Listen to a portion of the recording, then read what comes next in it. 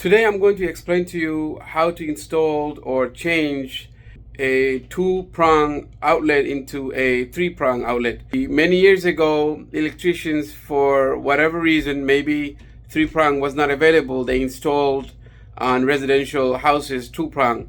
So I'm going to show you how to change it into a three-prong outlet. So stay tuned, watch the video throughout. There's a lot of information that I'm sharing with you. I hope you find it useful.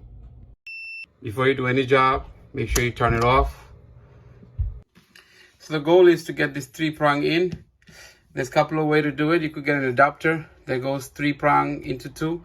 I want to show you how to change the outlet from this two-prong to three-prong. So let's check to see if the outlet has any power.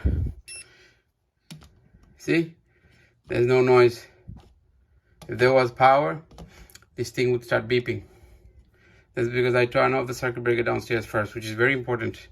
If you don't have this, you could just connect the floor light lamp, plug it in, turn the light on, turn the circuit breaker off until the light goes off, so you know there's no power here.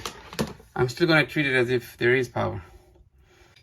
So first off, we're going to take this cover off. So this outlet, looking at it, looks like it's very old. You could call an electrician if you're not sure, that's fine. But if you're like me, you want to tackle this, you can. Just do it safe way. So I'm taking off the screw right here. Sometimes it's Phillips head, but this one is old, so it has flat face on it, flat head screw. Open it up a little bit. See, it's open. So I'm gonna put it to the side. I don't want the frame here, which is metal in this case. Some of them are plastic, but it's metal. I don't want it to touch the metal because remember, I'm assuming it's live.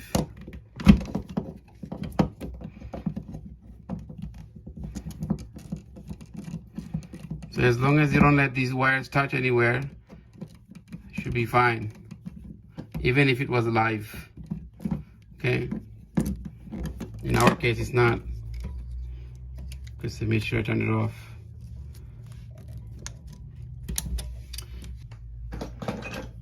So we're gonna hold it like that.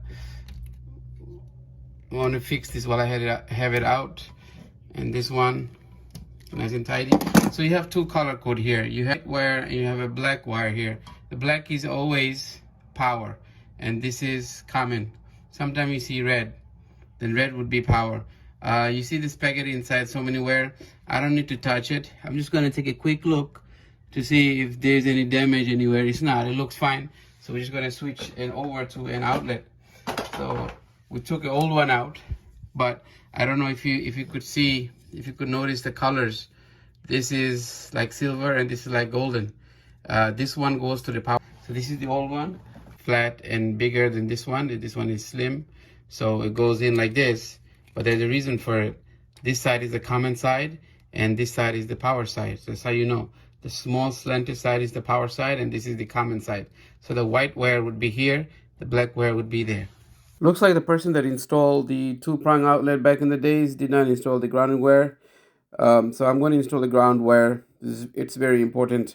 I checked to see all the wires coming into the box has bare copper wire connected behind the box. So I know the box is grounded. So I'm just going to take a grounding wire and connect the box into the outlet, which should make the outlet much safer. Should, in case one of the wires come loose, the electrons would have another way to travel into the ground, which will prevent big arcing, any other big issues that might happen due to loose wiring.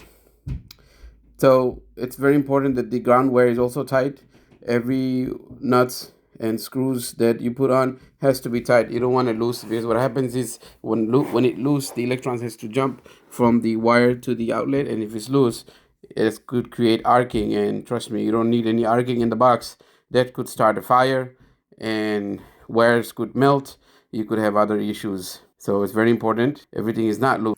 I like to add electrical tape around it to cover all the connection, so that if the outlet comes loose and it touches the box, it would not short out the circuit or the outlet.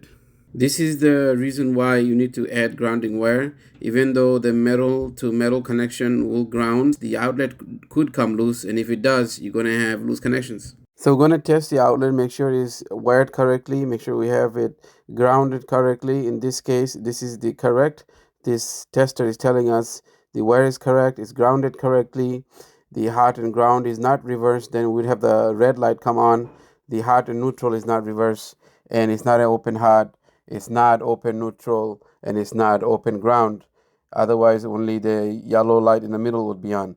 In this case, this is correct. The installation is correct. The grounding is okay. Hot and neutral is okay. Everything is okay. Now we could go ahead and close it. No beeping sound. That's because the circuit breaker is off. I'm going to go ahead and turn the circuit breaker on. Power should be on right now. We're going to test with this electrical tester to see if we have power. You see the beeping? That means we have power. Please don't forget to like, share this video, and most importantly, subscribe to this channel for more. Thank you for watching.